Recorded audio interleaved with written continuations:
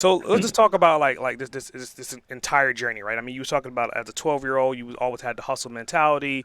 You went to university. You've been, you did a lot of different things. I mean, starting essentially with social media in the early 2000s, but on this journey, this 20, let's say 20 years, like, what's one thing that you can do differently if you can kind of go back in time and do it all over again?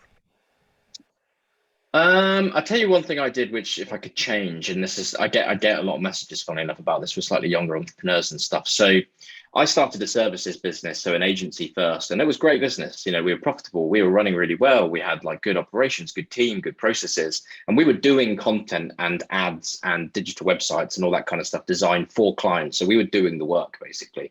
And it was an amazing like experience for business. There was no capital raised, like you can run those businesses just as an individual first as a freelancer, then turn them into agencies, funding them through profits and stuff. So like it's a great fun and really good business to get up running, especially as your first company, because it kind of carries not no risk, but much thinner risk than going out and raising capital and all that good stuff.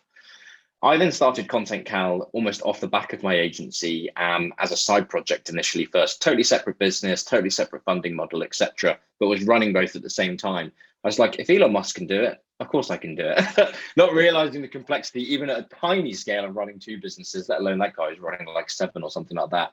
But like running two things at the same time is not easy. And you've got two separate teams. You've got two separate cultures, even though you're kind of tackling similar problems. Like agency businesses and software companies culturally run very, very differently. Type of people want to work for two different organizations, etc. So I would go back. Well, eventually I merged them. There was a whole process of going through that, which I won't bore you with. But like it was really like difficult, basically, to get those two things together and then turn them into one culture, one business, and run them again.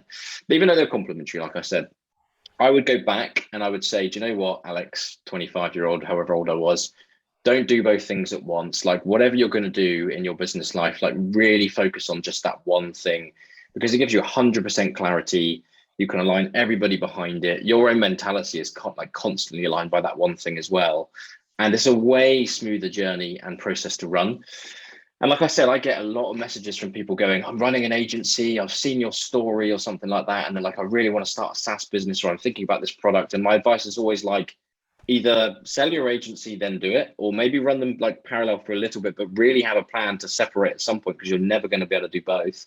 Um, or keep your agency and maybe make it slightly tech enabled and don't do a full SaaS business, like kind of incorporate that technology properly into the agency business model. So regardless of like whether it's agency or SaaS or other way around or whatever it might be, like my main thing would be have one clear focus, solve one big problem, and then 100% go for it. Don't have any distractions, like from a business perspective on the way, because you're not Elon Musk, and not many people are, and you will get a better result basically by focusing, and also have a personally easier journey trying to think about one thing than two or three things at the same time.